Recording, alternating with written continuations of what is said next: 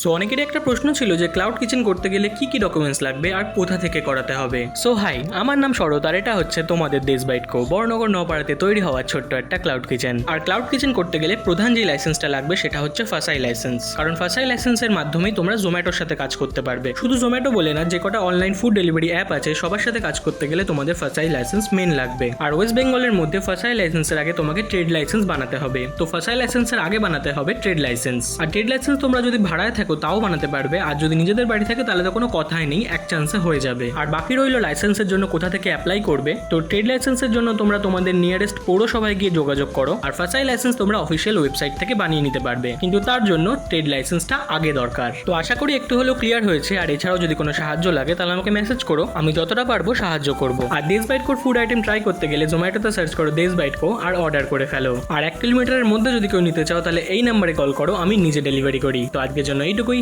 Tata.